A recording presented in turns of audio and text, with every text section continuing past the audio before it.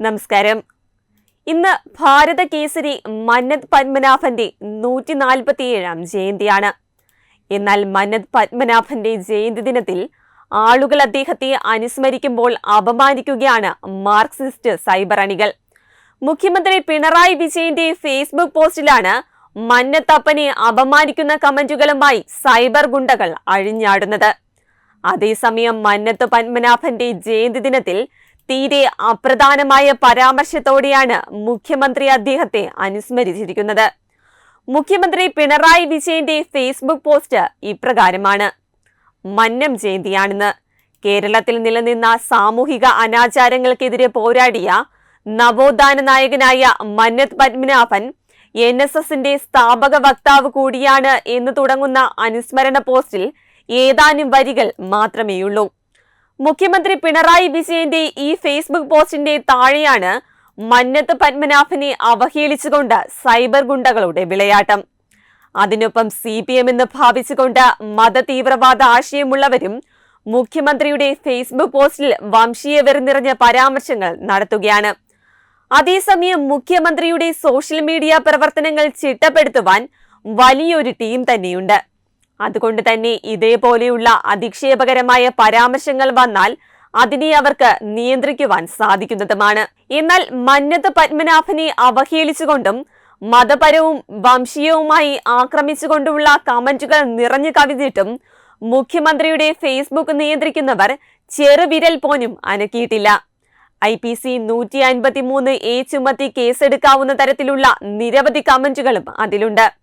മുഖ്യമന്ത്രിയുടെ ഫേസ്ബുക്ക് പോസ്റ്റിൽ തന്നെ മന്നത്ത് പത്മനാഭനെ ഇങ്ങനെ അവഹേളിക്കുന്നതും അതിനെതിരെ അദ്ദേഹത്തിന്റെ ഫേസ്ബുക്ക് മാനേജ് ചെയ്യുന്നവർ പോലും ചെറുവിരൽ പോലും അനക്കാത്തതും പ്രതിഷേധത്തിന് എന്തായാലും ഇടയാക്കുകയാണ്.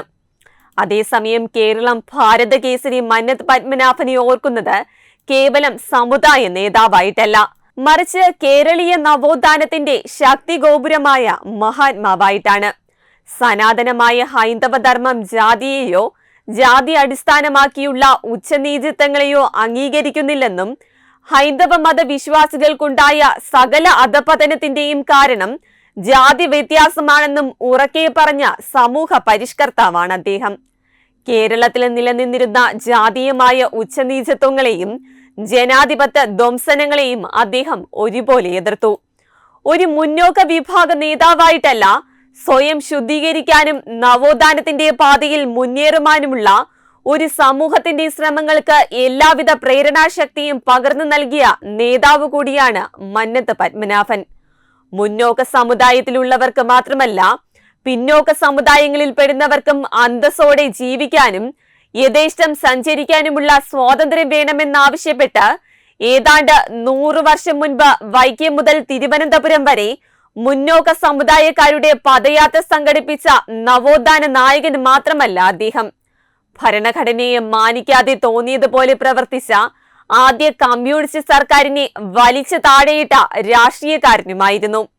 ജനഹിതം ഉപയോഗിച്ച് തന്റെ ഇഷ്ടം നടപ്പാക്കാനാവില്ലെന്ന് സെൽഭരണത്തിന്റെ അപ്പോസ്തലന്മാരായ കമ്മ്യൂണിസ്റ്റുകാർക്ക് മുന്നറിയിപ്പ് നൽകിയ നേതാവ്. വിമോചന സമരത്തിന്റെ 2ാം പകുതിയിൽ മന്നത്ത് പത്മനാഭന്റെ ശക്തമായ ഇടപെടലുകളിൽ കേരളത്തിന്റെ രാഷ്ട്രീയ കാലാവസ്ഥ കീഴ്മേൽ മറിയുകയായിരുന്നുവെന്നത് ചരിത്രമാണ്. ജാതി പറഞ്ഞ് വിഘടിക്കാനല്ല, ഹിന്ദുത്വത്തെ മുറുകെ പിടിച്ച് ഒന്നിക്കാനായിരുന്നു മന്നത്താചാര്യന്റെ സമൂഹത്തോടുള്ള ആഹ്വാനം. സർവാദരണീയനായ സാമൂഹിക പരിഷ്കർത്താവും ഹിന്ദു നേതാവും പ്രതിലോമ ശക്തികൾക്കെതിരെ സധൈര്യം പോരാടിയ വിപ്ലവകാരിയുമായ ആചാര്യനെ കേവലം ജാതിയുടെ ബ്രാക്കറ്റുകളിൽ ഒതുക്കാൻ നടക്കുന്ന ശ്രമങ്ങൾ എതിർക്കപ്പെടേണ്ടതാണ്.